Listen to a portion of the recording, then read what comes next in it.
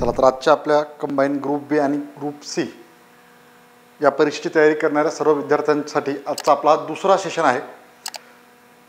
कालच्या भागात आपण परीक्षेचं स्वरूप व्यवस्थितरित्या ते जाणून घेतलेलं होतं आणि त्यानंतर आज एका विषयाबद्दलची माहिती आपण थोडक्यात घेणार आहोत आणि एकूणच परीक्षेला सामोरे जात असताना या विषयाचा अभ्यास कशा प्रकारे करायचा आहे आणि एकूण रणनीती ज्याला म्हणू आपण, तसेच जो आपला टायटल दिलं होतं रणनीती, त्याचबरोबर या विषयासंदर्भात परीक्षेचा जो अभ्यासक्रम ठरवून दिलेला आहे तो अभ्यासक्रम थोडक्यात पाहणं, तसेच परीक्षेचं महत्त्व काय आहे, त्यानंतर या परीक्षेला सामोरे जात असताना PYQ कशा प्रकारे महत्त्वाचे आहेत आणि त्यानंतर सराव प्रश्न हा एक भाग आहे शेवटी। तर अशा प्रकारे आपण आजचं सेशन कंडक्ट केलेलं आहे आणि त्यानुसार आपण सविस्तर अशी माहिती घेणार आहोत। आधीच थोडंसं इंट्रोडक्शन टाईप सांगितलं मी काय काय पाहणार आहात ते आपण आजच्या सेशनमध्ये। त्याआधी नुकतंच एक अनाउन्समेंट करण्यात आली आहे परीक्षेच्या संदर्भात। आणखीन एक म्हणजे आपल्यासाठी गुड न्यूज म्हणू शकतो, जे कोणी कंबाईन ग्रुप बी आणि ग्रुप सीची स्पेशली तयारी करतात त्या विद्यार्थ्यांसाठी आता जे IBPSच्या द्वारे परीक्षा होत होत्या आधी, ग्रुप बी असेल सी असेल, तर त्याचा समावेश आता MPSCमध्ये करण्यात येणार आहे। एक महत्त्वाचा निर्णय त्या ठिकाणी जाहीर करण्यात आला असल्या कारणाने फक्त PSI STI किंवा जे काही आता पदं आहेत आपल्याला माहिती आहे, असिस्टंट असेल, तर ह्या सर्व परीक्षेच्या पुढे जाऊन आणखीन जे काही पदं असणार आहेत तर त्याचा समावेश देखील ग्रुप बी आणि सी करिता फक्त, तर या सर्व पदांचा समावेश आता MPSCमध्ये होणार आहे आणि टोटली ग्रुप बी आणि सीमध्ये समावेश झाल्याच्यानंतर या टोटल जागांसाठी परीक्षा होणार आहे। त्यामुळे आपल्याला आता आधीची संधी निर्माण झाली असे आपण म्हणू शकतो आणि सर्वांनी ती एक महत्त्वाची सूचना 2 दिवसापूर्वीच तुम्ही पेपरमध्ये वाचलेलं असेल, एक अनाउन्समेंट करण्यात आलेली होती आणि ती एक महत्त्वाची असेल, म्हणजे आपल्याला आणखीन परीक्षेमध्ये यशस्वी होण्याकरिता आणखीन संधी उपलब्ध झालेली आहे। काही पदं आहेतच ऑलरेडी निश्चित केलेली, त्यामध्ये आणखीन काही पदांचा देखील त्यात समावेश होणार आहे। तर सुरुवात करू लगेच ही थोडीशी महत्त्वाची माहिती दिल्याच्या नंतर आजच्या भागाला आपला महत्त्वाचा जो टॉपिक आहे इतिहास या विषयाची रणनीती। परीक्षेला सामोरे जात असताना हा जो विषय आहे तर या विषयामध्ये अधिकचे गुण मिळवण्यासाठी आपल्याला कशा प्रकारे थोडक्यात अभ्यास करायचा आहे त्याबद्दलची माहिती आपण घेणार आहोत आणि त्यानंतर सर्वात शेवटी तुमचे काही प्रश्न असतील तर तेही तुम्ही कमेंटद्वारे करू शकता, म्हणजे विचारू शकता आणि त्यानंतर आपण व्यवस्थितरित्या तो तुमच्या प्रश्नाची उत्तरे देखील देऊया। तो सुरुवात करू। स्टार्टिंग अगदी सुरुवातीलाच टायटल देत मी इथं एक इमेज देखील तुम्हाला दिसते बोर्डवरती, चांगल्या प्रकारे घेण्याचा प्रयत्न केलेला आहे, इतिहास। यस, तर डायरेक्ट मूळ मुद्द्यावर येतो। या विषयाची तयारी करत असताना एक चांगलं गोष्ट म्हणजे आपल्या परीक्षेच्या उद्देशानं एक इंटरेस्टिंग भाग जो आहे इतिहासाचा, तर तो आपल्या परीक्षेला आहे एक महत्त्वाचा भाग। आपल्याला एवढं माहिती आहे या विषयाची तयारी करत असताना एक आवडीचा, काही जणांचा आवडीचा, काही जणांना रटाळ वाटतो, परंतु रटाळ वाटण्याचं कारण नाही। जो आयोगानं कंबाईन ग्रुप बी आणि ग्रुप सीसाठी अभ्यासक्रम आखून दिलेला आहे तर तो अभ्यासक्रम अत्यंत म्हणजे व्यवस्थितरित्या, म्हणजे अभ्यासाला देखील सोपा असा तो आहे असं म्हणू शकतो आपण आणि इंटरेस्टिंग म्हणू शकतो। कारण आपल्याला माहिती आहे इतिहास म्हटल्याच्या नंतर इतिहासमध्ये 3 भाग आपल्याला दिसून येतात। सर्वप्रथम आपण समजून घेऊया नेमका अभ्यासक्रम आपल्याला काय आहे आणि त्यानंतर अभ्यासाची तयारी, महत्त्व, सराव प्रश्न यावरती भर देऊ टप्प्याटप्प्याने। तर 3 प्रकारे आपल्याला माहिती आहे इतिहास म्हटल्याच्या नंतर मी थोडंसं मागे जातो। आधी प्राचीन इतिहास 1 बरोबर, त्यानंतर मध्ययुगीन सेकंड, त्यानंतर थर्ड वन आधुनिक भारताचा इतिहास असं म्हटलं जातं। प्राचीन इतिहास, मध्ययुगीन आणि आधुनिक भारताचा इतिहास। तर आपल्या परीक्षेला फक्त हा भाग आहे। ओके, सर्वांना माहिती आहे हे 2 नाही आहेत, त्यामुळे इंटरेस्टिंग भाग जो आहे तो आपण म्हणू शकतो आधुनिक भारताचा इतिहास हाच फक्त आपल्या अभ्यासाला असल्यामुळे तो एक अभ्यास करत असताना एक म्हणजे जे स्वातंत्र्यासाठी जो आपला संघर्ष होता तर तो कशा प्रकारे आहे त्याचाच अभ्यास करायचा आहे। बाकीचे 2 थोडंसं अभ्यासताना रटाळ वाटतात, प्राचीन आणि मध्ययुगीन। मध्ययुगीनमध्ये फक्त छत्रपती शिवाजी महाराजांचा जर इतिहास पाहायला गेला तर तो एक इंटरेस्टिंग भाग आहे जो आपण म्हणजे आवडीने तो वाचू शकतो। बाकीचा म्हटलं तर थोडंसं रटाळ असं म्हणू शकतो। आणि त्याच्या आधी प्राचीन इतिहास, हडप्पा संस्कृती वगैरे जे आहे तर ते देखील अभ्यासाला थोडंसं जड जातं, काही नावंसुद्धा इतके अवघड असतात की ते लक्षात ठेवायलाही आपल्याला कठीण वाटतं। तर अशा प्रकारे तो इतिहास आपल्या परीक्षेला नसल्यामुळे एक चांगलाच म्हणजे आपण म्हणू शकतो चांगलीच गोष्ट आहे आपल्याकरिता। आणि आधुनिक भारताचा इतिहास हा आपल्या अभ्यासक्रमाला आहे, ज्याच्यावरती आपल्याला परीक्षेमध्ये याआधी 15 प्रश्न विचारले जात होते। यानंतर ग्रुप बी आणि सी एकत्र केल्यामुळे 10 प्रश्न असे निश्चित करण्यात आलेले आहेत। कदाचित पुन्हा एकदा बी आणि सी डिवाइड केल्यामुळे 15 प्रश्न असू शकतील, मात्र 10 जरी प्रश्न असतील किंवा 15 प्रश्न प्रश्नांची संख्येबद्दल काही आपला म्हणजे तिथं मत नसावं, कारण अभ्यासक्रमात कुठल्याही प्रकारचा बदल केल्याचं दिसून येत नाही. 10 मार्काला असेल किंवा 15 मार्काला आपल्याला मात्र या परीक्षेला सामोरे जात असताना टोटल सिलेबस जो आहे तो तेवढाच अभ्यासायचा आहे. तर हा विषय समजून घेत हा अभ्यास करीत असताना रणनीती कशा प्रकारे असायला हवी त्यावर आधारित हा आपला आजचा सेशन असणार आहे. चला तर मग स्टार्ट करू. तर इतिहास, आधुनिक भारताचा इतिहास आपल्या अभ्यासक्रमाला आहे. पहिल्यांदा शब्द समजून घेणं गरजेचं आहे. आधुनिक म्हणजे काय नेमकं, आपण बऱ्याचदा वाचतो आधुनिक भारताचा इतिहास, आधुनिक भारताचा इतिहास, त्याला आन्सर येतं आपल्याकडनं आधुनिक म्हणजे काय, मॉडर्न इंडिया.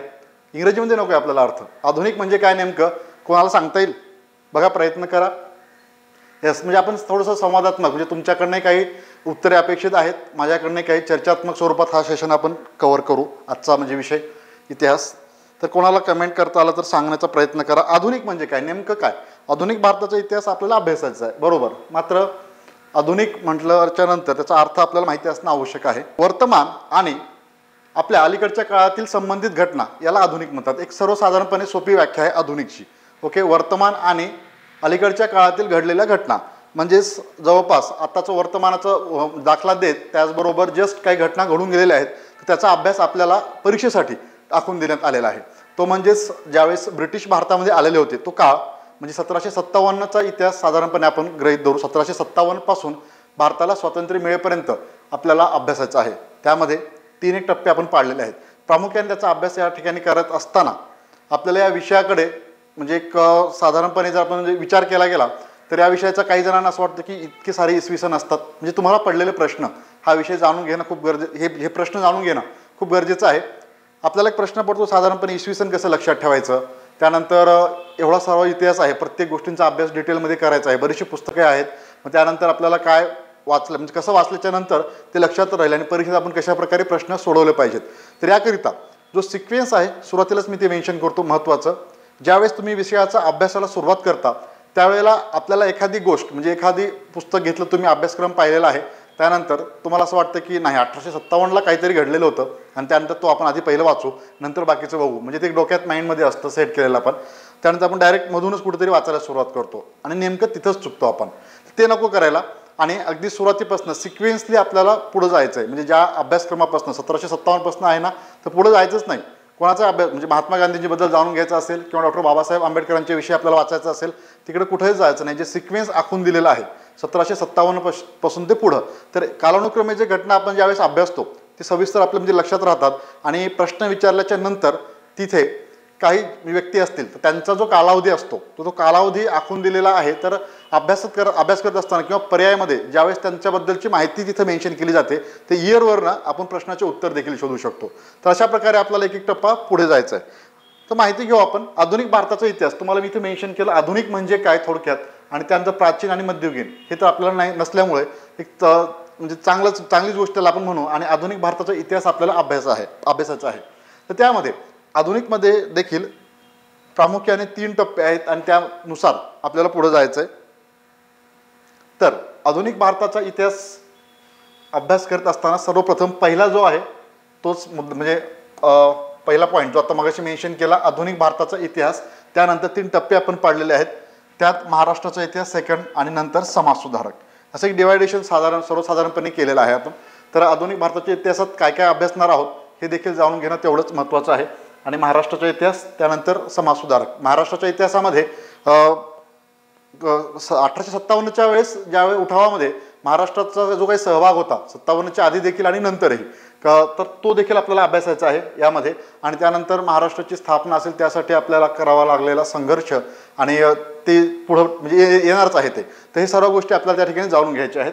आणि समाजसुधारक ज्यांच्यावरती प्रश्न परीक्षेत निश्चितपणे विचारला जातो आणि यामध्ये आपल्याला प्रामुख्याने महत्त्वाचे जे समाजसुधारक आहेत तर त्यांचाही आपल्याला इथे अभ्यास करायचा आहे. तर इथे एक लक्षात घ्या या विषयाबद्दल पुढे जात असताना आणखी एक पॉईंट इथं मेन्शन करतो जो की महत्त्वाचा आहे. हा एकमेव असा विषय आहे जिथे तुम्हाला म्हणजे आपण त्या विषयाकडे पॉझिटिव्हली पाहणं गरजेचं आहे. त्यानंतर तुम्हाला ते रटाळ किंवा बोरिंग असं वाटणार नाही. हा एकमेव विषय असा आहे की जिथे तुम्हाला वेगळ्या प्रकारचं असं काही अभ्यास करण्याची गरज भासणार नाही. म्हणजे आपले काही ऑफिसर युअर पर्सनल मेंटरचे काही नोट्स असतील आणि त्यानंतर तुम्हाला जे काही संदर्भ साहित्य मेन्शन करेल पुढे मी, तर तेवढ्यातनं तुम्ही जर अभ्यास केलात व्यवस्थितरित्या आणि तेवढंच म्हणजे लक्षात ठेवलं आपण त्याचं रिव्हिजन केलं आणि त्यावरती प्रश्न सोडवले तेवढं ते सफिशियंट असणार आहे. त्याच्या बाहेरचं काही येणार नाही, हा एक भाग. आणि याच्यामध्ये जसं गणितामध्ये आपण कॅल्क्युलेशन करतो किंवा कुठली संकल्पना समजून घ्यायचा असतो, इकॉनॉमिक्समध्ये असेल, तर असे काही इथं कुठलंच तुम्हाला काही नसणार आहे, काही समजून घेण्याचा भाग जास्त प्रमाणात नाही. त्यामुळे ते सोपं आहे, वाचून लक्षात ठेवायचं. तर फक्त मेमरी, आणि त्याकरिता आपल्याला म्हणजे रिव्हिजन हे खूप मस्त असणार आहे. कोणत्या विषयाचा अभ्यास करताना रिव्हिजन तर आहेच आहे, मात्र इतिहासामध्ये सारखं तुम्हाला हा विषय अभ्यासत असताना रिव्हिजनकडे अधिकचा भर देणं खूप गरजेचं आहे.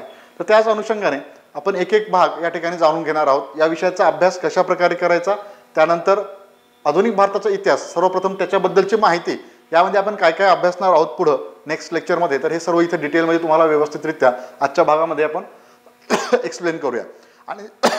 आणि तो जो सिलेबस अभ्यासक्रम आहे, पहिल्या टप्प्यात थोडीशी ओळख करून देतो मी, आणि त्यानंतर विषयाचं महत्त्व पुन्हा पुन्हा ते सांगण्याचं कारण की आपण कशा पद्धतीने आजचं सेशन पूर्ण करतोय त्यासाठी क्लिअर करतो मी आधी. तर त्यानंतर महत्त्व, नंतर PYQ, त्याच्याबद्दलची माहिती म्हणजे प्रिव्हियस इयर क्वेश्चन आणि सराव प्रश्न, तसेच संदर्भ साहित्य कोणत्या अभ्यासाचे आहेत आपल्याला, जेणेकरून या विषयात अधिकचे गुण परीक्षेमध्ये मिळवता येतील. सो आपण वळूया नेक्स्ट टास्क जो आहे आपला, तो पहिला हा पूर्ण करू. आधी आधुनिक भारताचा इतिहास याबद्दल आपण जाणून घेणं आवश्यक आहे. आधुनिक भारताचा इतिहास, पहिलंच ते शब्द सारखं येणार आहे पुढं, त्यामुळे ते आपल्याला माहिती असणं आवश्यक आहे. सोप्या भाषेत ते अगदी सुरुवातीला मेन्शन केलं होतं. यानंतर यामध्ये जो पहिला टप्पा आहे महत्त्वाचा, आधुनिक भारताचा इतिहास अभ्यासत असताना मी कालावधी ते मेन्शन करतो, जवळपास 1757 ते 1947 पर्यंत आपल्याला अभ्यास करायचा आहे.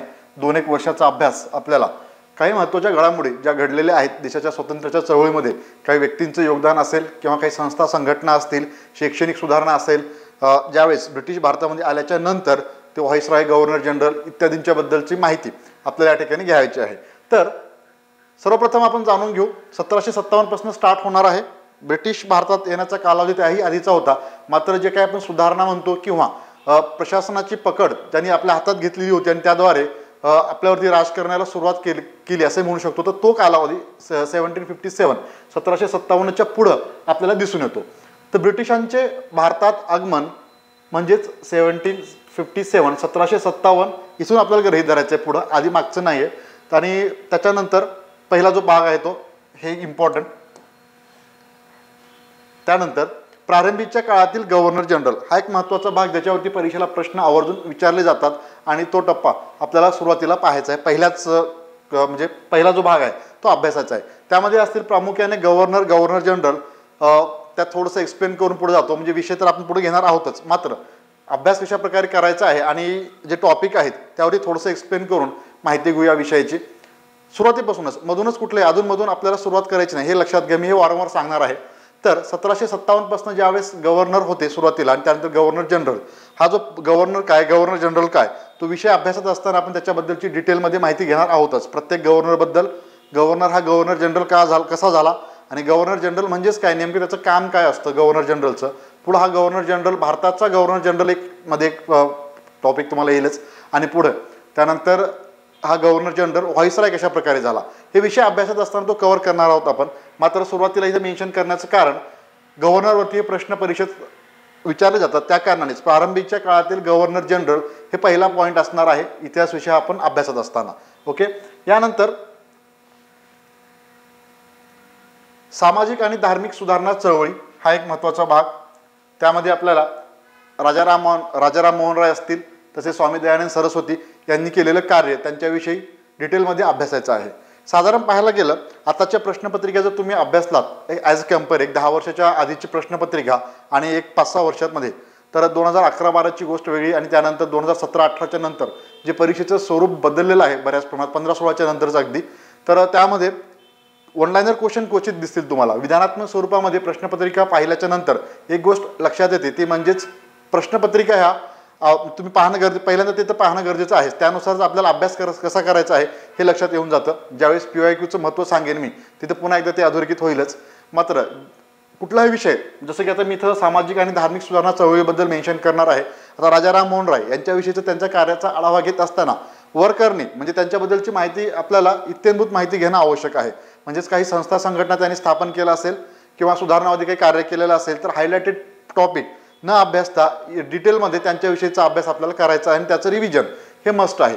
यानुसार आपल्याला आपल्या अभ्यासाची पद्धत असणं गरजेचं आहे. म्हणजेच काय, तर राजाराम मोहन राय, आता त्यांच्याबद्दल एखादं कार्य जर घ्यायला गेलं तर ब्राह्मो समाजाची त्यांनी स्थापना केल्याचं आपल्याला माहिती आहे. एक उदाहरण देतो मी तुम्हाला. त्यानंतर सतीबंदी जो विल्यम बेंटिकने कायदा केलेला होता, तर यामध्ये राजाराम मोहन राय यांच्या म्हणजे त्याचं सहकार्य त्यांनीच मागणी धरून घेतलेली होती आणि त्या मागणी मान्य केली होती विल्यम बेंटिकने आणि पुढे सतीबंदीचा कायदा आपल्याला दिसून येतो. हे वर करणीचे पॉईंट जे आहेत ते तर आपण अभ्यासतो, मात्र परीक्षेमध्ये थोडंसं वेगळ्या स्वरूपाचे प्रश्न आता विचारायला लागलेले आहेत. आधी कसं होतं, ब्राह्मो समाजाची स्थापना कोणी केली वगैरे अशा प्रकारचे प्रश्न हे वेगळे असतात आधी होते. मात्र आता विधानात्मक स्वरूपामध्ये काही गोष्टी ज्या आपण कुठे अभ्यासलेलो नसतो किंवा कदाचित आपल्या वाचनात येत नाही असे परीक्षेला दिसतात आणि असं वाटतं आपल्याला की अरे आपण तर हा विषय अभ्यासलेलो होतो, मात्र हे कुठून आलं. तर हे यासाठी सांगण्याचं कारण की आपल्याला कुठलाही टॉपिक घ्या, म्हणजे आता हे राजाराम मोहन रायचं उदाहरण दिलं मी, मात्र इतिहासात कुठलाही टॉपिक तुम्हाला अभ्यासत असताना वर करणे तो वाचून चालणार नाही, तर आपल्याला तो डिटेलमध्ये अभ्यासावा लागणार आहे. हे अधिक मुद्दा महत्त्वाचा लक्षात घ्यायचा आहे.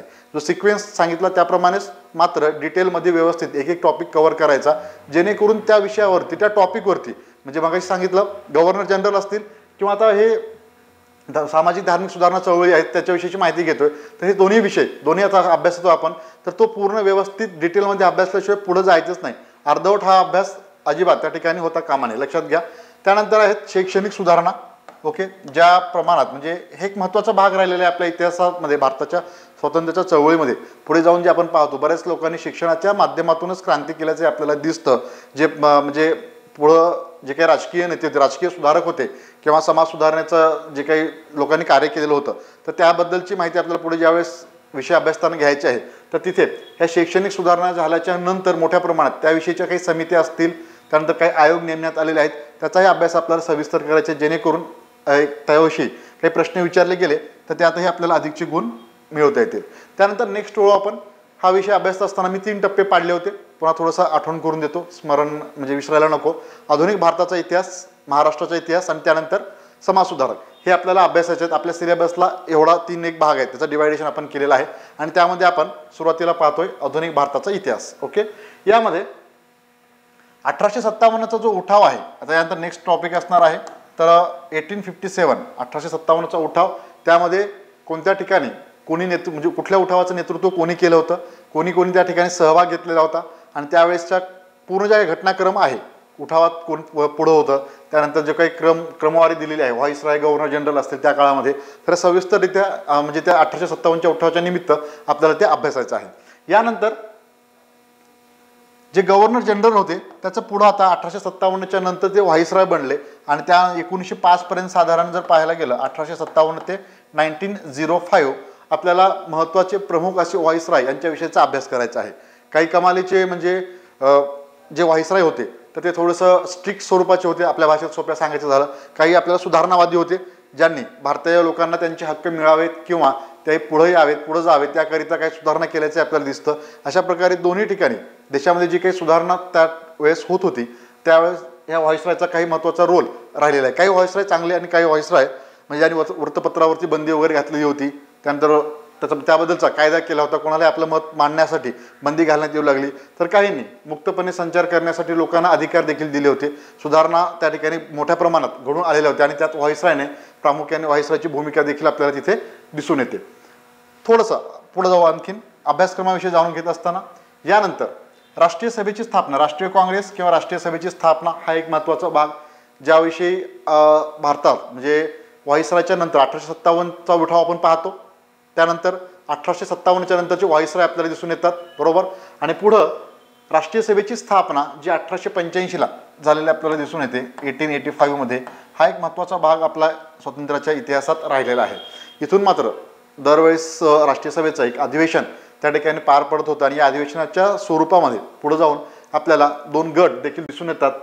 राष्ट्रीय सभेच्या स्थापनेच्या नंतर मवा गट असेल, जहाल गट असेल, पुढे त्याचा अभ्यास आपल्याला करावायचा आहेच. तर अशा प्रकारे राष्ट्रीय सभा, राष्ट्रीय सभेच्या बद्दलचे काही अधिवेशनं पार पडलेली आहेत. प्रमुख अधिवेशनाचा अभ्यास आपल्याला त्या ठिकाणी करायचा आहे.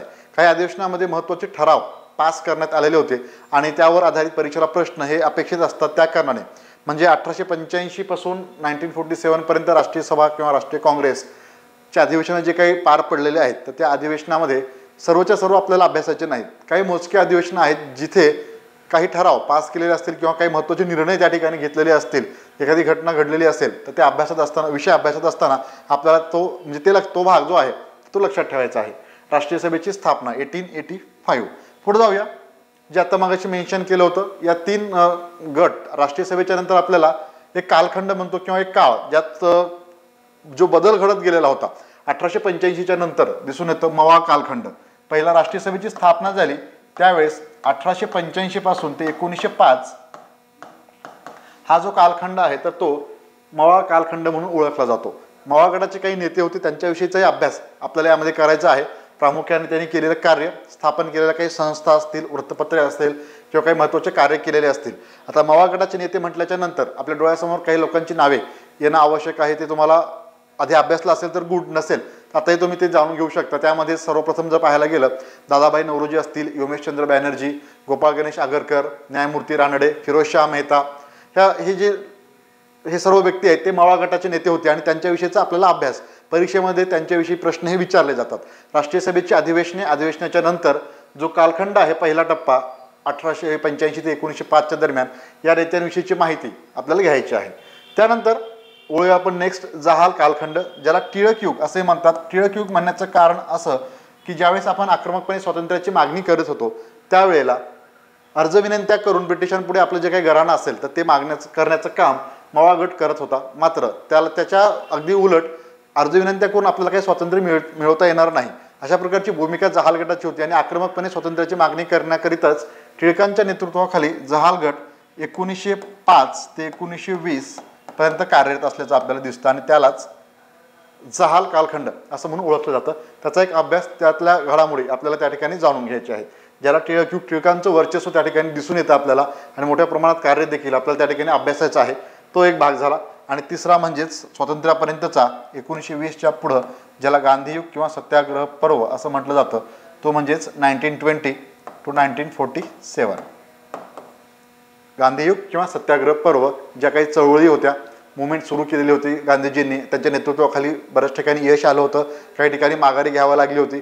जो काही इतिहास आहे स्वातंत्र्यापर्यंतचा 1947 पर्यंत, तर तो आपण व्यवस्थितरित्या आपल्याला अभ्यासायचा आहे. या कालावधीमध्ये बरेच नेते होते, त्यांच्याबद्दलची माहिती घ्यायची आहे. तर सविस्तर असं महिलांचा सहभाग मोठ्या प्रमाणात वाढला होता. आधी थोडंसं कमी होतं, मात्र गांधीजींच्या नंतर म्हणजे गांधीयुग जो सुरू होतो 1920च्या नंतर आणि त्याच्या थोडंसं 5-6 वर्ष आधी महिलांचा सहभाग या ठिकाणी आपल्याला राष्ट्रीय सभेत दिसतो आणि पुढे मोठ्या प्रमाणात ते देखील कार्यरत असल्याचं आपल्याला दिसून येतं आफ्टर 1920. यानंतर नेक्स्ट वन, क्रांतिकारी चळवळ. ज्यावेळेस मवाळ गटचा जो कार्यकाळ आपण पाहिला आणि त्यानंतर जहाल गट, हे दोघांच्या नंतर गांधीजींनी काही चळवळी सुरू केल्या होत्या आणि सुरू केल्याच्या नंतर त्याचं रिझन वगैरे आपण ते पुढे जाऊन घेऊ. विषय अभ्यासात असताना प्रामुख्याने त्या विषयाचा म्हणजे त्या विषयाबद्दल आपल्याला माहिती असतं. परंतु जो टप्पा आहे किंवा डिवायडेशन केलेलं आहे आपण 1885 ते 1905, 1905 ते 1920, त्यानंतर काही चळवळी गांधीजींनी सुरू केली होती आणि आक्रमकपणे आता स्वातंत्र्याची मागणी जोर धरू लागलेली होती आणि तेव्हाच काही एखाद्या 2 दुर्घटना घडल्या आणि त्यानंतर गांधीजींनी काही चळवळी मागे देखील घेतल्या आणि ते मागे घेतल्याच्या नंतर पुन्हा एकदा क्रांतिकारी चळवळ उदयास आल्याचं आपल्याला दिसून होतं. त्यामध्ये प्रामुख्याने बंगालमध्ये काही गट कार्यरत होता आणि त्यामध्ये त्यांचा एक प्रामुख्याने अभ्यास करायचा आहे आपल्याला.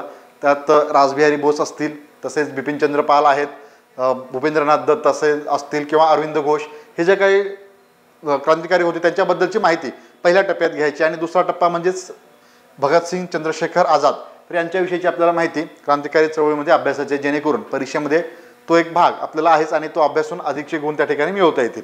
यानंतर शेवटच्या टप्प्याकडे वळतो मी थोडंसं फास्टमध्येच. 1942 छोडो भारत चळवळ, त्यानंतर स्वातंत्र्य प्राप्ती. ओके, ती एक महत्त्वाची चळवळ राहिलेली होती. 1942 दुसऱ्या महायुद्धाच्या त्या ठिकाणी दुसऱ्या महायुद्धाचा एक महत्त्वाचा रोल राहिला होता आपल्याला स्वातंत्र्य मिळण्याचा. त्याचं एक कारण वगैरे आपण व्यवस्थितरित्या जाणून घेऊच तिथे.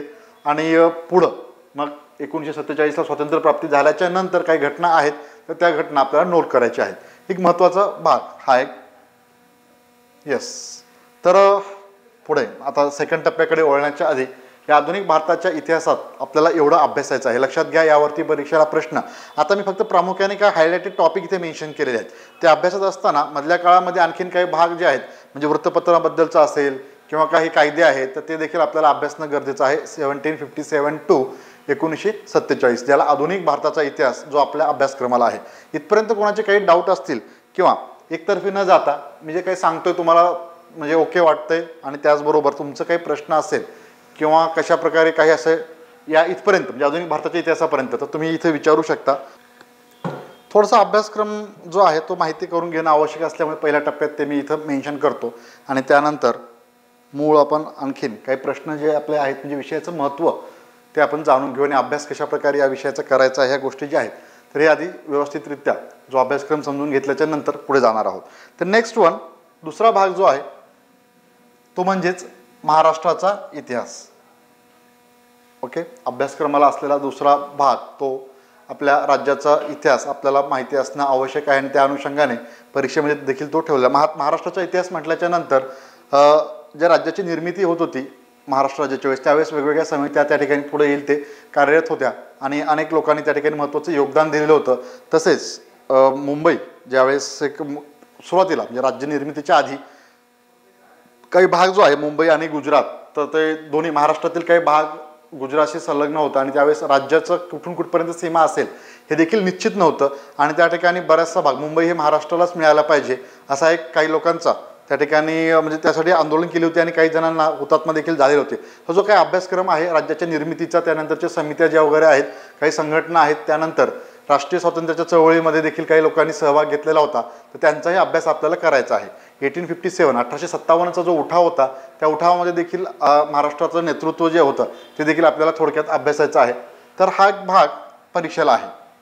त्यामध्ये महाराष्ट्रातील पहिलाच पार्ट 1857 पूर्व आणि 1857च्या नंतर 57च्या आधी काही भागामध्ये मोठ्या प्रमाणामध्ये उठाव काही ठिकाणी झाल्याचं आपल्याला दिसतं. त्यात महाराष्ट्राच्या व्यक्तींचं योगदान हे आपल्याला या ठिकाणी प्रामुख्याने पाहायचं आहे. त्यानंतर 1857च्या नंतर जे काही लोकांनी सहभाग घेतलेला होता तेही देखील महाराष्ट्राच्या म्हणजे जसं भारताचं आपण पाहिलं त्याचप्रमाणे महाराष्ट्रातील व्यक्ती ती तिथं त्यावेळेस ते आपण मेन्शन करणार आहोत. यानंतर महाराष्ट्रातील काही संघटना आहेत प्रामुख्याने त्या संघटनेचं कार्य देशहितासाठी काही महत्त्वाच्या नेत्यांनी काही संस्था स्थापन केलेल्या होत्या. त्या संघटनेच्या माध्यमातून एकत्र येऊन ब्रिटिशांविरुद्ध जो लढा उभारलेला होता तर त्यांनी दिलेलं महत्त्वपूर्ण योगदान या ठिकाणी आपल्याला महाराष्ट्राच्या इतिहासामध्ये महाराष्ट्राच्या संघटना यामध्ये ते अभ्यासायचं आहे. नेक्स्ट महाराष्ट्रातील क्रांतिकारी चळवळ ज्याप्रमाणे राष्ट्रीय स्तरावरती बंगालमध्ये ज्यावेळेस आपण पाहिलं होतं की म्हणजे रासबिहारी बोस वगैरे तुम्हाला मागाशी नावं सांगितली होती तर तिथे मोठ्या प्रमाणात चळवळ क्रांतिकारी चळवळ दिसून येते. त्याचप्रमाणे काही पंजाब भागामध्ये देखील आणि नंतर महाराष्ट्रातही क्रांतिकारी चळवळ अग्रेसर होती आणि ब्रिटिशांना काही ठिकाणी सळोगी पळ करून सोडण्यात महत्त्वाचा रोल राहिलेला होता. अशा व्यक्तींबद्दलची माहिती आपल्याला या ठिकाणी महाराष्ट्रातील क्रांतिकारी चळवळीच्या माध्यमातून घ्यायची आहे. यानंतर संयुक्त महाराष्ट्राचं आंदोलन आणि इथे प्रामुख्याने काही व्यक्तींचं कार्य त्याने त्या ठिकाणी बऱ्याचदा बैठका संयुक्त बैठक वगैरे पार पडत होती आणि या बैठकीच्या निमित्त जे काही ठराव पास करण्यात आले होते काही निर्णय घेण्यात आलेले होते तर त्यावर आधारित प्रश्न परीक्षेमध्ये हे विचारले जातात. त्या अनुषंगाने हा एक पॉईंट महत्त्वाचा महाराष्ट्राचे आंदोलन संयुक्त महाराष्ट्राचे आंदोलन थोडक्यात मी फक्त ओळख करून देतोय लक्षात घ्या. यानंतर महाराष्ट्रातील शेतकरी बांधवाची चळवळ असेल कामगारांची चळवळ आहेच दलित बांधवांची चळवळ राज्यातील आपल्या हे देखील आपल्याला अभ्यासायचं आहे. काही लास्ट पेपर जर पाहिलं तुम्हाला एक दिसून येतं महाराष्ट्राच्या इतिहासावरती थोडंसं फोकस करून अधिकचे प्रश्न परीक्षेमध्ये दिसतात आपल्याला त्यामुळे ते तिकडे दुर्लक्षून चालणार नाही. आपण जरी आधुनिक भारताचा अभ्यास करीत असताना राज्याच्या इतिहासाचाही आपल्याला व्यवस्थितरित्या त्या ठिकाणी पाहणं गरजेचं आहे. त्यानंतर महाराष्ट्रातील स्त्रीमुक्ती चळवळ असेल त्यांचंही कार्य इथे आपण आढावा घेऊ. त्या आणि सर्वात शेवटी महाराष्ट्राच्या म्हणजे स्थापनेनंतर महाराष्ट्राचे राज्य ज्यावेळी स्थापना झाली त्यानंतर थोडासा भाग जो आहे तर त्यातील कार्य आपल्याला स्थापनेनंतरची वाटचालमध्ये सुरुवातीचा टप्पा फक्त तेवढं पाहायचं आहे. इतका सिलेबस जो आहे तो आपल्या अभ्यासक्रमाला आहे. फक्त हायलाइटेड टॉपिक पुन्हा एकदा तुम्हाला असं काही जणांना वाटेल तुम्ही कुठं पाहिलेलं असेल सर हा भाग तुम्ही इथे मेन्शन केला नाही वगैरे मात्र मी जस्ट तो एकदम म्हणजे जे कोणते हायलाइटेड टॉपिक जे आहेत तर इथं ते मेन्शन करण्याचा प्रयत्न केलेला आहे. बाकी सविस्तर ज्यावेळेस विषय अभ्यासू आपण त्यावेळेला अगदी डिटेलमध्ये जेणेकरून मी तुम्हाला आत्ता सांगतोय अतिशयोक्ती म्हणून नाही मात्र ज्यावेळेस या विषयाचा आपण अभ्यास करू त्यावेळेस काही संदर्भ साहित्य मी तुम्हाला मेन्शन करेल आणि त्यासोबतच आपले नोट्स याचा एकत्रितरित्या अभ्यास केल्याच्या नंतर या विषयात तुम्हाला निश्चितपणे अधिकचे गुण मिळून जातील. त्या सराव प्रश्नावरती आपण अधिकचा भर देणार आहोत ते देखील एक महत्त्वाचा भाग असणारच आहे. सर्वात शेवटी तर तेही मी एक्सप्लेन करण्याच. या महाराष्ट्राच्या इतिहासानंतर समाजसुधारक महाराष्ट्रातील समाजसुधारक हा एक भाग आहे ज्याच्यावरती परीक्षेला प्रश्न विचारले जातात. तर यामध्ये समाजसुधारकांनी केलेलं कार्य त्यांनी शैक्षणिक कार्य असेल त्यानंतर महिलांवरती होणारा अन्याय असेल तर त्या विरोधात म्हणजे आवाज उठवलेला होता काही जणांनी, त्यानुसार त्यांनी संस्था संघटना काही आश्रम स्थापन केलेली होती. तर त्यासाठी तो जो लढा दिलेला होता तर तो देखील आपल्याला अभ्यासाचा आहे प्रामुख्याने. आणि त्यात शाहू फुले आंबेडकर यांचं नाव आपण ऐकतोच, तर त्यांचा एक अभ्यास परीक्षेला प्रश्न साधारणपणे असतात. त्याचबरोबर अलीकडच्या काळामध्ये काय झालेलं आहे परीक्षेमध्ये एक लक्षात घ्यायला हवं आपल्याला, महाराष्ट्रातील समाजसुधारक अभ्यासात असताना इथे जे प्रामुख्याने जे मेन समाजसुधारक म्हणून आपल्याला समोर दिसतात, शाहू महाराज असतील, डॉक्टर बाबासाहेब आंबेडकर आहेत, महात्मा ज्योतिबा फुले आहेत, त्यांच्याविषयीचाही अभ्यास करीत असताना आपल्याला बाकीचे म्हणजे बऱ्याच जणांचं महत्त्वाचं योगदान राहिलेलं आहे समाजसुधारक म्हणून, ज्यांचे नाव आपण क्वचित ऐकलेलं असतं, असे समाजसुधारक जास्त करून परीक्षेत आता विचारले जात आहेत. येणाऱ्या काळात अधिकचे प्रश्न त्यांच्यावरती असतील. त्यामुळेच आपल्याला त्यांच्याविषयीचा अभ्यास आणि डिटेल अभ्यास, नुसतंच फक्त एखादी संघटना म्हणून नाही, तर त्यांनी केलेलं कार्य ते व्यवस्थितरित्या आपल्याला अभ्यासाचं आहे. ते एक महत्त्वाचा भाग असणार आहे. पुन्हा एकदा यामध्ये मेन्शन करीत असताना महाराष्ट्राच्या समाजसुधारकाविषयी एक भाग आणखीन एक आपल्याला लक्षात ठेवायचा आहे. मगाशी मी अगदी सुरुवातीलाच सेशनच्या सांगितलं होतं, तो म्हणजेच कुठूनही असं मधून सुरुवात करायचं नाही आपल्याला अभ्यासाला, हे लक्षात घ्या. हे खूप महत्त्वाचं असणार आहे. इतिहास हा विषय अभ्यासत असताना पर्यायामध्ये तुम्हाला ज्यावेळेस एखादा समाजसुधारकाने एखादं कार्य केलेलं असेल आणि त्यावेळेस पर्याय विचारले जातात, तर तो इसवी सन जो असतो, इसवी सनच काळ जो आहे, म्हणजे सर्वप्रथम आपण अभ्यास करत असताना महात्मा ज्योतिबा फुले यांचं उदाहरण घेऊ, त्यांच्याविषयीचा आपण अभ्यास करतोय आणि तो न वाचता आपण अचानक डायरेक्ट शाहू महाराज वाचायला सुरुवात केली, तर त्यांचं कार्य आपल्याला 1900च्या नंतरचं दिसून येतं. शेवटच्या 20-1 वर्षात जास्त अग्रेसिव्हली ते असल्याचं आपल्याला कळतं. म्हणजे 1890 पासून पुढं 1890 ते 1910 पर्यंत वगैरे. मात्र आपण जर ते मध्येच सुरुवात केली तर जर पहिले समाजसुधारक असतील आपल्याला अभ्यासाचे, त्यांचा कालावधी जर आधीचा असेल तर त्यामध्ये कन्फ्युजन होतं आणि इसवी सन वगैरे लक्षात ठेवायला अवघड जातं. आणि अभ्यासात असताना ते रिवाईज करत असताना देखील ते घटनाक्रम जो आहे तो व्यवस्थित मॅच होत नाही आणि गोंधळ होतो. आणि परीक्षेत प्रश्न सोडवताना देखील आपल्याला ते नेमकं आठवत नाही की आपण काय वाचलं होतं. म्हणून जो सिक्वेन्स आहे समाजसुधारकांचाही सिक्वेन्स म्हणजे आपल्याला लक्षात ठेवायचं आहे, ज्यांचं कार्य आधीचं आहे समाजसुधारक म्हणून आणि त्यांचा आपल्याला पहिलं सर्वप्रथम अभ्यासाचा आहे. त्यानुसार एक एक समाजसुधारक आपण घेत गेलो आणि जो बदल जो आहे आपल्या इतिहासामध्ये, जो काही सुधारणा झालेल्या होत्या, शैक्षणिक असतील, सामाजिक, इतर कुठले राजकीय, तर त्यामध्ये जो बदल हळूहळू होत गेलेला होता पुढं, तर तो देखील आपल्या लक्षात येतं आणि त्या घटनानुसार क्रमानुसार आपल्याला लक्षात ठेवायला देखील ते सोपं जातं.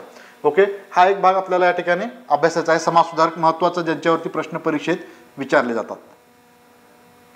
यानंतर आता मी हे सर्व माहिती घेतल्याच्या नंतर म्हणजे फक्त विषयाची ओळख सुरुवातीला आपण म्हणू शकतो किंवा अभ्यासक्रम हे मेन्शन केलं होतं. आता आपण वळूया महत्त्वाच्या टप्प्याकडे.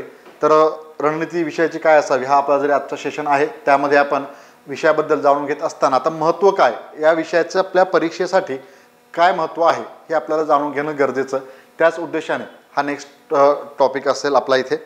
परीक्षेला इतर विषयांच्या तुलनेत मी असं म्हणेन, तुम्हाला आधी सांगितलं होतं की हा विषय अभ्यासात असताना आपल्याला इथे जास्तीत जास्त गुण मिळवण्याकरिता हा विषय एकदम म्हणजे सोपा आणि सिंपल आहे असं म्हणू शकतो आपण.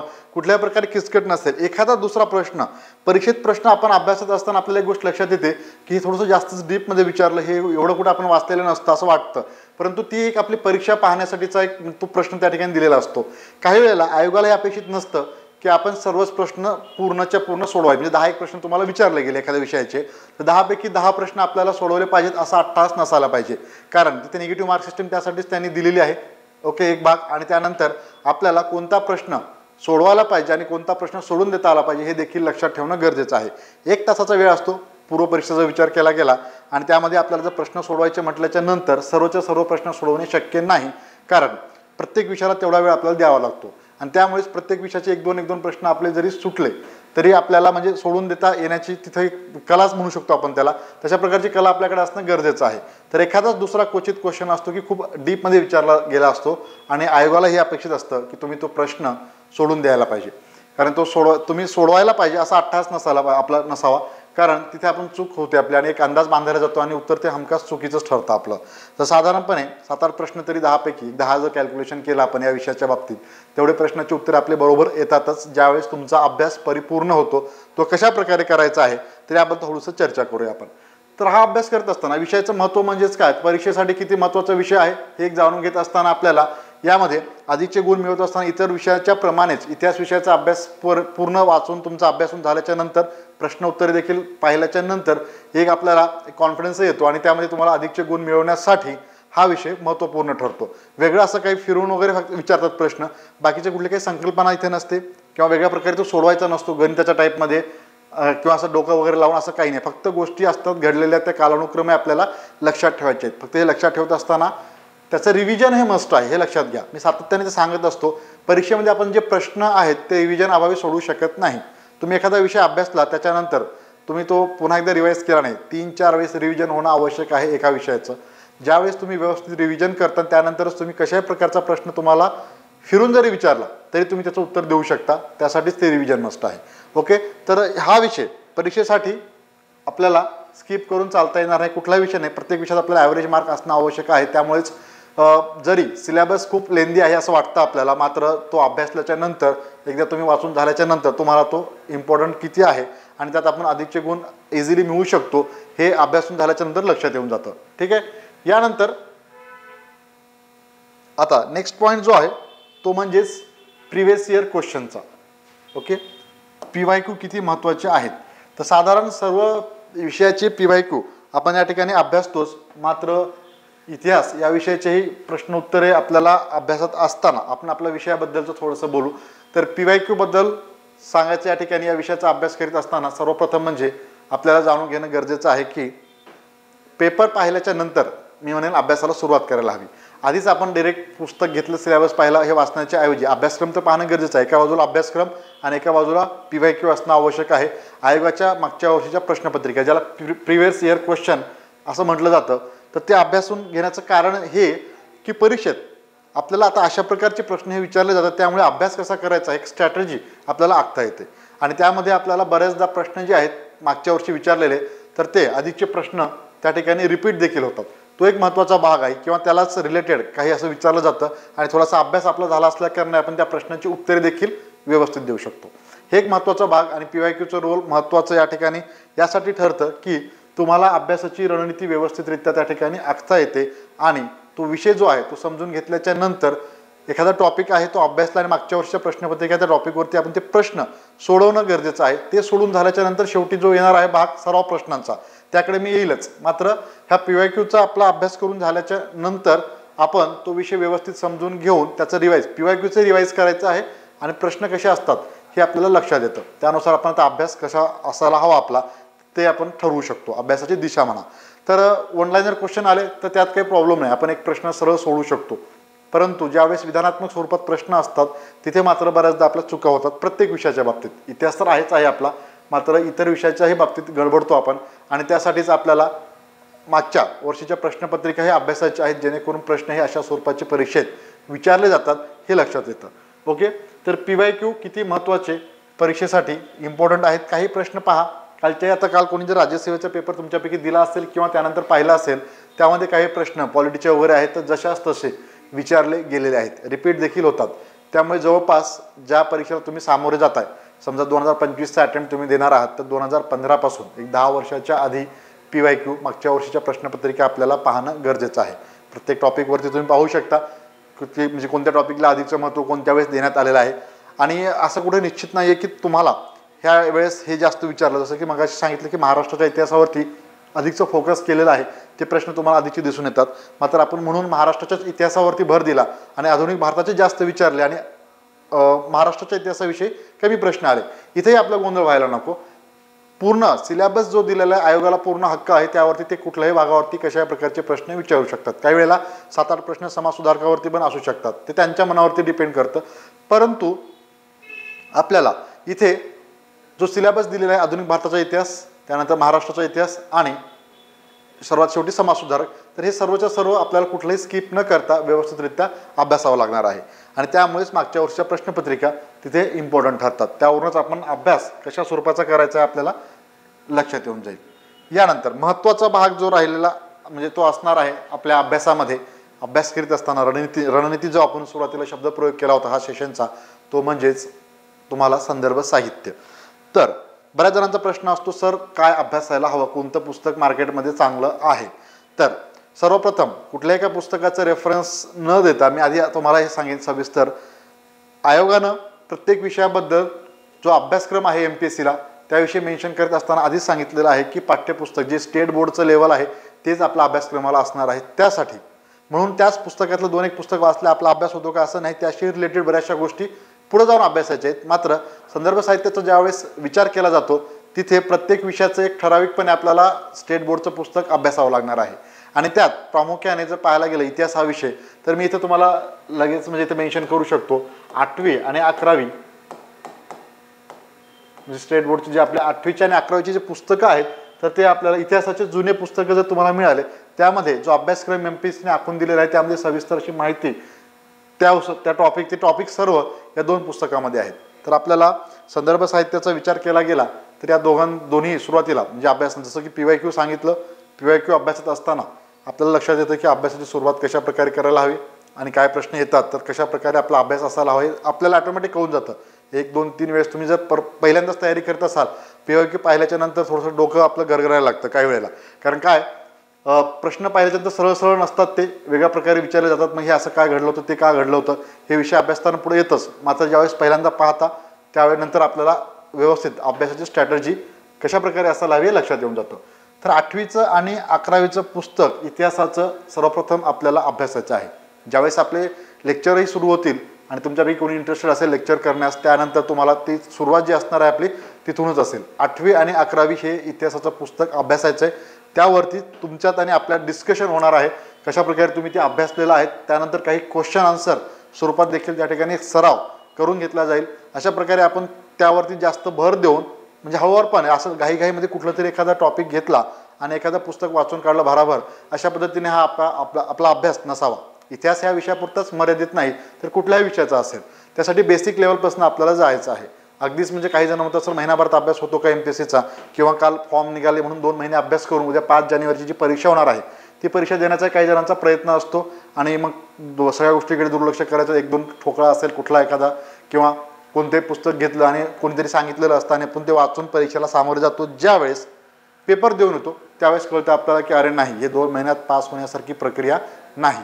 असंच एक अटेम्प्ट सराव म्हणून तुम्ही देऊ शकता ही परीक्षा. मात्र यासाठी तुम्हाला वेळ द्यावाच लागतो. साधारण दिवसाचं जर कॅल्क्युलेशन केलं जवळपास 1 वर्षभराचा हा अभ्यासक्रम म्हणजे 1 वर्षात अभ्यास होण्यासारखा आहे आणि 1 वर्ष त्याला लागतोच. आणि त्यातही तुम्हाला प्रामाणिकपणे दिवसाचे 8 ते 10 तास द्यावेच लागणार आहेत. हे एक महत्त्वाचा भाग आहे अभ्यासाची रणनीती आखत असताना. प्रत्येक विषयाला अभ्यास करत असताना कशा पद्धतीने वेळ दिला पाहिजे. एका विषयाला एवढे तास, त्यानंतर त्यासोबत दुसरा विषय कुठला सायमल्टेनियसली आपल्याला घ्यायचा आहे आणि सराव प्रश्न हे अभ्यासाचे आहेत. त्यानंतर परत एवढ्या दिवसात हा विषय अभ्यासून झाल्याच्या नंतर त्यावरती प्रश्न सोडवायचे आहेत, पुढे जायचं, दुसरा विषय घ्यायचा. अशा पद्धतीने अभ्यास सविस्तरपणे करावायचा आहे. त्याकरिताच तुम्हाला सुरुवात करावी लागणार आहे. संदर्भ साहित्य सांगत असताना मी पहिलं 8वी आणि 11वीच्या इतिहासाचं इथं 2 पुस्तकांचं या ठिकाणी दाखला देऊ शकतो. आणि त्यानंतर जे सोबत हे अभ्यासून झाल्याच्या नंतर आता मार्केटमध्ये बरेचसे पुस्तकं असतात एखाद्या विषयाचा अभ्यास करण्यासाठी, बरोबर. तर त्यामध्ये समाजसुधारकासाठी वेगळे असतील किंवा महाराष्ट्राचा इतिहास, आधुनिक भारताचा इतिहास बरेचसे आहेत. मात्र ह्या 2 पुस्तकाच्या नंतर आपल्या सेशनच्या माध्यमातून आपले लेक्चर पुढे जे काही होणार आहेत त्यामध्ये काही तुम्हाला नोट्स मिळतील किंवा त्या माहितीच्या आधारावरती ती तुम्हाला सफिशियंट ठरणार आहे. तर ते नोट्स देखील आपल्याला परीक्षेसाठी उपयुक्त ठरतील. ते हे 2 पुस्तके आणि आपले नोट्स एवढं जर तुम्ही अभ्यासलात तर त्यातून तुमचा पेपर जो आहे तो म्हणजे आपल्या विषयामध्ये अधिकचे गुण तुम्हाला त्या ठिकाणी मिळवता येतील. ठीक आहे, हा एक भाग झाला. दुसरा एक संदर्भ साहित्य अभ्यासात असताना कोणी काहीतरी सांगितलं म्हणून दुसरं कुठलंही पुस्तक घेतलं आणि वाचायला गेलो असं एक करता कामा नये. हे एक लक्षात घ्या. व्यवस्थितरित्या त्या विषयाची तयारी करीत असताना सर्व जाणून घेऊन म्हणजे माहिती घेऊनच त्याची सुरुवात करायला हवी. आणि कुठलंही पुस्तक डिरेक्टली वाचू नका. कोणतंही असेल, तुम्हाला लेक्चर करायचं आहे, क्लास करायचा आहे, ह्याचं काही म्हणजे हे नाही आहे, इकडंच करा कुठेही करा तुमच्या मनावरती ज्याप्रमाणे तुम्हाला जिथं ओके वाटेल तिथं. मात्र हे करत असताना बेसिकपासून सुरुवात करणं हे खूप आवश्यक आहे. इकॉनॉमिक्सची तयारी करा, विज्ञानाची करा, कुठेही करा. स्टेट बोर्डची पुस्तकं प्रत्येकाला आखून दिलेली आहेत. जसं की आता मी 8वी आणि 11वी इथं तुम्हाला सांगितलं इतिहासाचं. विज्ञानाचं वाचत असताना 8वी 9वी 10वीचं वाचायचं आहे. भूगोलाचं वाचत असताना 5वी ते 10वीची भूगोलाची पुस्तकं आपल्याला अभ्यासाची आहेत. अर्थशास्त्र असेल 11वी 12वी, ओके, पॉलिटी असेल 11वी 12वी. त्यानंतर हे जे विषयाचा अभ्यास करत असताना आपल्याला हे माहिती असणं आवश्यक आहे. स्टेट बोर्डची पुस्तकं एकदा वाचून घ्यायची, क्रमिक पुस्तके. ती वाचून झाल्याच्या नंतर मग मेन म्हणजे आपण जो आता एकदा ते रिडिंग झालेलं असतं त्यानुसार प्रश्न उत्तरे होतात आणि त्याच्यानंतर पुढं मुख्य पुस्तकाला आपण अभ्यासाला घ्यायचं आहे. तर अशा प्रकारे आपल्याला प्रत्येक विषयाचा अभ्यास करायचा आहे जेणेकरून कंबाईन ग्रुप बी आणि ग्रुप सी या परीक्षेमध्ये यशस्वी होण्यासाठी. ओके, तर हे एक संदर्भ साहित्याचं महत्त्व. यानंतर शेवटी मी तुमच्या प्रश्नाकडे येईलच. आणखीन काही तुमचं काय म्हणणं असेल ते इम्पॉर्टंट आहे. मी माझ्यापर्यंत सगळं तुम्हाला सांगतो या ठिकाणी. रणनीती कशा प्रकारे असायला हवी, एखादा विषय जो घेतला आपण, समजा आजचा इतिहास विषय आपला, त्याविषयी आपण बोलतोय तर त्याबद्दलची माहिती इथं देतोय. बाकीच्या विषयाचाही आपल्याला अशाच प्रकारे तयारी करायची आहे. यानंतरचा भाग जो आहे तो म्हणजे सराव प्रश्न. ओके, PYQ बद्दल माहिती दिली, राईट. PYQ आपल्याला अभ्यासाचं आहे. त्यानंतर रिव्हिजन वगैरे मी तुम्हाला सांगत आलेलो सातत्याने आजच्याच भागामध्ये. हे सर्व झाल्याच्या नंतर सराव प्रश्न एक महत्त्वाचा भाग राहतो, जे की परीक्षेला सामोरे जात असताना आपण बऱ्याचशा टेस्ट सिरीज देखील घेणार आहोत. तर तो एक महत्त्वाचा भाग, जेणेकरून जो आपण अभ्यास केलेला आहे तो कितपत आपला झालेला आहे आणि हे तपासून पाहण्याकरिता काही सराव प्रश्न असतील आयोगाच्या प्रश्नाच्या धर्तीवरतीच. ओके, त्याच टाईपमध्ये जो काही तुम्ही PYQ अभ्यासला त्यावर आधारितच प्रश्नाचे स्वरूप असेल आणि त्या बऱ्याचशा सराव प्रश्नपत्रिका ज्या आहेत तुमच्या अभ्यासून झाल्याच्या नंतर तुमचा अभ्यास हा व्यवस्थितरित्या होतो. लक्षात घ्या 3 गोष्टी. एक म्हणजेच पहिलं PYQ अभ्यासनं, दुसरं म्हणजे जो तुम्हाला संदर्भ साहित्य सांगितलेलं आहे तो तुम्हाला अभ्यासाचं आहे, आणि तिसरं हे अभ्यासून झाल्याच्या नंतर सराव प्रश्न.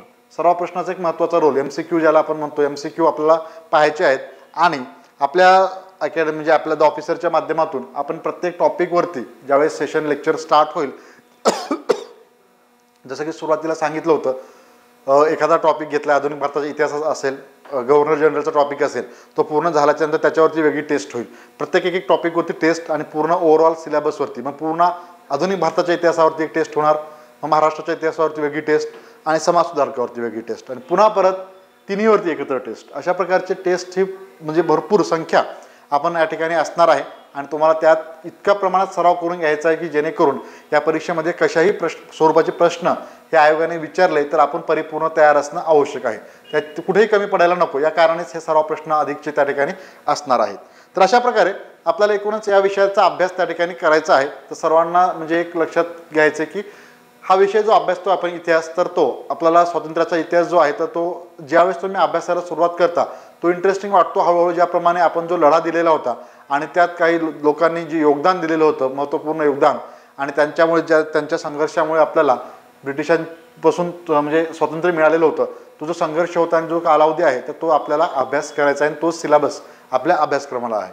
पर्यायाने राष्ट्रीय स्तरावर असेल किंवा देशात तसेच महाराष्ट्राचा सहभाग आणि त्यात समाजसुधारकांचा रोल हे आपल्याला व्यवस्थित आपल्या या इतिहासा विषयामध्ये अभ्यासाचा एकूणच यामध्ये आपल्याला परीक्षेमध्ये अधिकचे प्रश्न जे विचारले जातील तर यावरच आधारित असणार आहेत.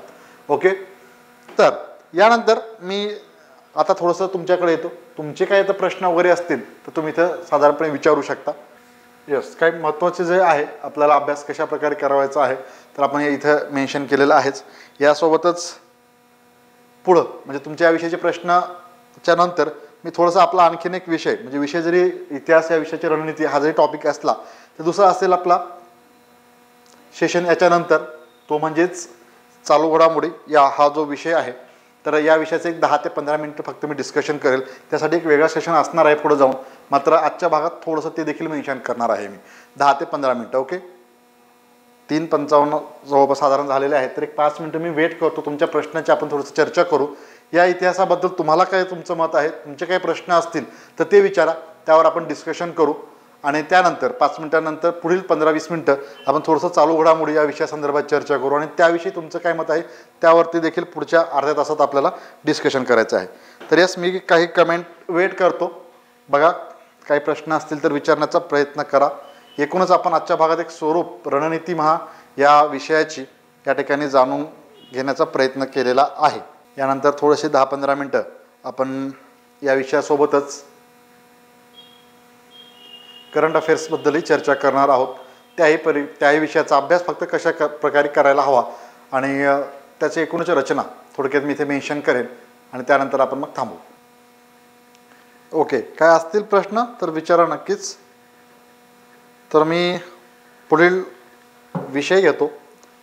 टायटल जरी आपलं मेन इतिहास या विषयाची रणनीती हे जरी असलं तरी आपण जवळपास या विषयाचा अभ्यासक्रमासहित तो विषय कसा अभ्यासायचा आहे, कशा प्रकारे त्याचा अभ्यास करायचा, त्यानंतर कुठल्या संदर्भ साहित्य असतील, PYQ कशा प्रकारे अभ्यासाचं याविषयीची सर्व माहिती या ठिकाणी घेण्याचा प्रयत्न केलेला आहेच. यानंतर आपण वळूया नेक्स्ट म्हणजेच जे मग असे तुम्हाला सांगितलं होतं तर करंट अफेअर्सबद्दल थोडंसं डिस्कस करू. आणि त्यानंतर एक विशेष सेशन देखील आपण त्यावरती घेणार आहोत डिटेलमध्ये, काही टॉपिकला अनुसरून देखील. तर ह्या झाला हा इतिहासाबद्दलची माहिती दिली. यानंतर करंट अफेअर्सबद्दल थोडक्यात बोलतो. तो जो विषय आहे सर्वांच्या आपल्या आवडीचा आणि या विषयामध्ये आपल्याला सर्वांना इंटरेस्टिंग असतो. म्हणजे आजूबाजूला काय घटना घडत आहेत हे आपल्याला अभ्यासायला आवडतं. क्रीडा घडामोडी असतील, व्यक्तिविशेष असेल, जसं की कालच आपण पाहिलं प्रसिद्ध तबलावादक झाकीर हुसेन यांचं निधन झालं होतं, त्यांच्याविषयीचा अभ्यास करायचा असेल किंवा जाणून घ्यायचे असेल काही गोष्टी कुठल्या व्यक्तीबद्दल किंवा क्रीडा घडामोडी असेल, कुठली स्पर्धा घडून गेलेली असेल त्याबद्दल आपण अभ्यासतो. ह्या सर्व गोष्टी, पुरस्कार असतील लेटेस्टमध्ये कुठले, तर यावर आधारित परीक्षेला प्रश्न हे विचारले जातात करंट अफेअर्समध्ये. मात्र बऱ्याच जणांची अशी प्रतिक्रिया आलेली होती, जसं की कालच्या पेपरवरनं मी तुम्हाला सांगतो, राज्यसेवेच्या अभ्यासात असताना सर्व अभ्यासून झालेलं होतं. 2023चा भाग परीक्षेला विचारला गेला होता आणि त्यामध्ये 2023च्या घडामोडी त्या ठिकाणी विचारल्या गेलेल्या होत्या. तर त्यामध्ये अभ्यासात असताना सर्वांनी व्यवस्थित ते नोट केलेलं आहे, रिवाईज देखील केलेलं होतं, काही जणांनी स्किपही केलेलं आहे. मात्र एखादा टॉपिक अभ्यासात असताना परीक्षेमध्ये विधानात्मक स्वरूपात प्रश्न हे विचारले जातात, याकडे मात्र आपण फार कमी आपलं लक्ष असतं. आणि त्याच कारणाने आपण जी माहिती वाचलेली असते एखाद्या म्हणजे कुठल्याही व्यक्तीबद्दल असेल, काही पुरस्कार असेल कुठलंही, तर ते वाचत असताना आपण त्याकडे एवढं बारकाईने पाहिलेलं नसतं. हा पुरस्कार आहे, ह्या व्यक्तीला मिळाला, पुरस्काराची स्थापना कधी झाली, पहिला कोणाला मिळाला होता, ह्या सर्व वर्क करणे बाबी आपण या ठिकाणी जाणून घेतो आणि असं ठरवतो की माझा अभ्यास झाला, हा पुरस्कार मी व्यवस्थित केला, यावरती आता प्रश्न काय विचारणार विचारून काही विचारलं तरी आपल्याला त्याचं उत्तर आता देता येतं. हे एक साधारणपणे आपला कॉन्फिडन्स आपल्यात क्रिएट झालेला असतो. आणि मात्र परीक्षेमध्ये काहीतरी आपण मिस केलेलं असतं ते अभ्यासात असताना आणि तेच परीक्षेत विचारलं जातं. 2 जरी विधानं त्या पुरस्काराबद्दल म्हणा, व्यक्तीबद्दल आपल्याला माहिती असतील, 3रं 4थं आपल्याला माहिती नसतं, मग अंदाज बांधत आपल्याला उत्तर काढावं लागतं. त्याकरिताच या विषयाचा अभ्यास करीत असताना साधारणपणे कंबाईन ग्रुप बी आणि सी या परीक्षेचा तयारी करताना 15 मार्कांना 15 प्रश्न या विषयाचे असतात. या विषयातही आपण अधिकचे गुण मिळवू शकतो. मात्र तो अभ्यासात असताना तो कशा प्रकारे त्याचा अभ्यास केला पाहिजे, त्याची एक रणनीती कशी असायला हवी, हे मी थोडंसं आता मेन्शन करतो आणि त्या गोष्टी काही तुम्ही पॉईंट नोट आउट करू शकता आणि त्यानंतर तुमचे काही प्रश्न असतील ते विचारू शकता. तर करंट अफेअर्स, चालू घडामोडी हा विषय अभ्यास करत असताना या विषयामध्ये प्रामुख्याने काही अनुक्रमणिका म्हणू शकतो, जे की आपण स्वतःवरती ठरवलेली आहे आणि त्याच्यावरती प्रश्न असतात. त्या कारणानेच थोडंसं सोपं जावं म्हणून, जसं की आंतरराष्ट्रीय घडामोडी एक मी सर्वप्रथम सुरुवात वरून करतोय, मेन मुख्य जागतिक घडामोडी किंवा आंतरराष्ट्रीय घडामोडी. त्यानंतर राष्ट्रीय घडामोडी, त्यामध्ये बऱ्याचशा राष्ट्राच्या काही योजना असतील, राष्ट्रीय पुरस्कार असेल, कुठे काही सुरुवात झालेली असेल, काही परिषदा असतील राष्ट्रीय स्तरावरच्या, त्या अभ्यासाच्या आहेत. त्यानंतर राज्याच्या घडामोडी, आंतरराष्ट्रीय, त्यानंतर राष्ट्रीय घडामोडी, राज्याच्या घडामोडी, त्यानंतर विज्ञान, तंत्रज्ञान, पर्यावरण, अंतरिक्ष, ओके, हे भाग आपल्याला अभ्यासाचे आहेत. त्यानंतर व्यक्तिविशेषमध्ये निधन आणि निवड यावरती परीक्षेला प्रश्न विचारतात. महत्त्वाच्या व्यक्तीचं निधन झालेलं असेल किंवा एखाद्या व्यक्तीला कुठल्या पदावरती नियुक्ती झाली असेल यावरती प्रश्न असतात. पुरस्कार असतील, आंतरराष्ट्रीय स्तर, त्यानंतर राज्याचा स्तर असेल किंवा राष्ट्रीय पुरस्कार, हे देखील आपल्याला अभ्यासावे लागणार आहेत. ओके. आणि नंतर क्रीडा घडामोडीमध्ये देखील आपल्याला आंतरराष्ट्रीय, राष्ट्रीय आणि राज्याच्या काही उल्लेखनीय कामगिरी केली असेल एखाद्या खेळाडूने, तर त्याचा आढावा या ठिकाणी चालू घडामोडीमध्ये घ्यायचा आहे. सर्वसाधारणपणे आता जे मेन्शन केलेलं आहे त्यावरती परीक्षेला प्रश्न हे विचारले जातात. तर याचा अभ्यास करीत असताना ज्या परीक्षेला सामोरे जात आहे, समजा आपण आता तुम्ही 2025 नोव्हेंबरमध्ये जी परीक्षा होणार आहे, तर या परीक्षेला जर तुम्ही या परीक्षेची तयारी करताय तर साधारण 1.5 वर्षाचा अभ्यासक्रम आपल्या चालू घडामोडीचा आपल्याला करायचा आहे. म्हणजे 1.5 वर्षातल्या घडामोडीचा आढावा आपल्याला घ्यायचा आहे. जसं की नोव्हेंबरच्या परीक्षेची तयारी करताय तर आपल्याला 2025च्या जानेवारीपासून ऑक्टोबरपर्यंत सर्व अभ्यासाचं आहे, हे एक लक्षात घ्या. आणि त्याच्या आधीचे 6 महिने कॅल्क्युलेशन करा. ओके. म्हणजे साधारण जून 2024 पासून या वर्षीच्या काही हायलाइटेड टॉपिक असतात तर त्या आणि 25च्या घडामोडी हे आपल्याला आता अभ्यासावं लागणार आहे. आणि हे अभ्यासात असताना आता जे घटक तुम्हाला या ठिकाणी मेन्शन केलेले आहेत, या घटकांचा सविस्तररित्या अभ्यास करायचा आहे. एक उदाहरण देतो फक्त, तो टॉपिक आपण कव्हर करू, काही मुद्दे त्यात आले पाहिजेत ते इथे मी मेन्शन करतो फक्त. यामध्ये जसं की आता झाकीर हुसेन असतील, कालचं लेटेस्ट उदाहरण घेतो मी. झाकीर हुसेन यांच्याविषयी माहिती घेत असताना, ते तबलावादक होते माहितीच आहे, तर त्यांच्याविषयी आपल्याला इत्यंभूत माहिती या ठिकाणी कलेक्ट करणं आवश्यक आहे. जन्म कुठे झाला, त्यानंतर त्यांचं कोणत्या आजारानं निधन झालं, ओके, आपल्या त्या नोट्समध्ये येईलच पुढं, तुम्हाला ते वाचायला मिळेल करंट अफेअर्समध्ये. तर कुठल्या आजारानं त्यांचं निधन झालं, काय त्यांना म्हणजे आजार होता, तो एक महत्त्वाचा भाग. पुरस्कार त्यांना कोणकोणते मिळालेत, कुठे कुठे त्यांनी आपलं काम केलं होतं, कुठल्या चित्रपटातूनही त्यांनी भूमिका निभावलेली होती, तसेच त्यांच्याशी रिलेटेड सर्व गोष्टींचा अभ्यास आपल्याला करायचा आहे. हे अभ्यासात असताना आपल्या नोट्स तर आहेतच, ओके, ते तर असतीलच सोबत तुमच्या, आणि त्याचाच तुम्ही जर अभ्यास केला तरी तुम्हाला अधिकचे गुण त्यात मिळवता येतील. मात्र तुम्हाला जर वैयक्तिकरित्या जर अभ्यास करायचा असेल आणि त्यावेळेस तुम्हाला संदर्भ साहित्य जर कुठला अभ्यास असेल, सुरुवातीपासूनच अगदी म्हणजे आज पहिला दिवस आहे, आजपासून तुम्ही पुढच्या वर्षी परीक्षेची तयारी करताय, तर तेव्हापासून स्वतः जर अभ्यास करत असाल या परीक्षेला सामोरं जात असताना, तर रोज 1-2 तास हे करंट अफेअर्सला तुम्हाला द्यावेच लागतील. स्वतः नोट्स काढण्याचा प्रयत्न करायचा आहे जर सेल्फ स्टडी करत असाल तर. त्यामध्ये वर्तमानपत्र असतील, एक साधारणपणे कुठलंही वर्तमानपत्र आपण घेऊ शकतो, जसं की लोकसत्ता एक बेस्ट आहे करंट अफेअर्सचा अभ्यास करीत असताना. तसेच प्रेस इन्फॉर्मेशन ब्युरो, गव्हर्नमेंटची वेबसाईट आहे PIB नावाने, त्यावरती काही महत्त्वाच्या न्यूज असतात, ज्या युद्ध सराव असतील किंवा काही ऑपरेशन असतील किंवा राष्ट्रीय स्तरावरच्या घडामोडी किंवा आपल्या देशाच्या कुठल्या मंत्र्यांनी मेन कुठल्या परिषदेला उपस्थिती लावलेली असेल तर त्यावर ते अनुसरून आधारित म्हणजे ते माहिती जी असतं वर्तमानपत्रापेक्षा PIBवरती आपल्याला ते मिळून जातं. त्यामुळे तो एक भाग आपल्याला अभ्यासाचा आहे. हे दोन्हीचं म्हणजे वर्तमानपत्र आणि PIB हे जवळ दोन्ही जरी केलात तुम्ही तरी ते सफिशियंट आहे. इंग्रजी भाषा तुम्हाला व्यवस्थित जमत असेल तर द हिंदू हे एक वृत्तपत्र आहे, या वृत्तपत्राच्या माध्यमातून तुम्ही तो अभ्यास व्यवस्थितरित्या करू शकता. आणि मराठी असेल तर लोकसत्ता आणि तसंच PIB ह्याचा अभ्यास आपण केल्याचे संदर्भ आहे ज्याच्यातून आपल्याला अधिकचे गुण मिळवता येतात. मात्र यात सातत्य कमालीचं ठेवणं गरजेचं आहे. यानंतर तुम्हाला कुठल्याही प्रकारचं इयरबुक म्हणा, जसं की मार्केटमध्ये असतात आपण इयरबुककडे होतो किंवा मंथली मासिक घेतो, तर त्याची गरज भासणार नाही वैयक्तिक आपण स्वतः नोट्स काढले तर. या व्यतिरिक्त हे सर्व एकत्रित्या याचा अभ्यास करूनच तुमच्यापर्यंत माहिती पोहोचण्याचं काम द ऑफिसर युअर पर्सनल मेंटरच्या वतीने आपण करत आलेलो आहोत गेल्या कित्येक दिवसापासून.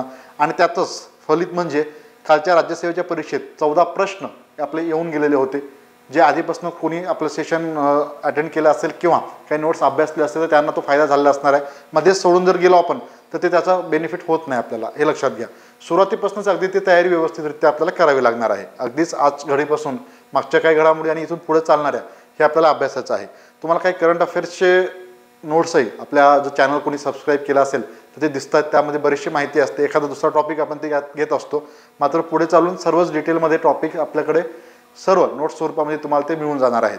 आणि त्याचाच अभ्यास जरी केलात तुम्ही तरी परीक्षेत तुम्हाला सर्व टॉपिक व्यवस्थित आता जे सांगितलेलं आहे हे सर्व हेरून व्यवस्थित एकत्रित त्याचा नोट्स त्या ठिकाणी काढण्यात आलेले आहेत. आणि ते तुमचा त्याद्वारे सराव केल्याच्या नंतर तुम्हाला परीक्षेत या विषयात देखील जास्तीचे गुण मिळवता येतील. हे एक महत्त्वाचा भाग झाला करंट अफेअर्सच्या बाबतीत सांगायचं झालं.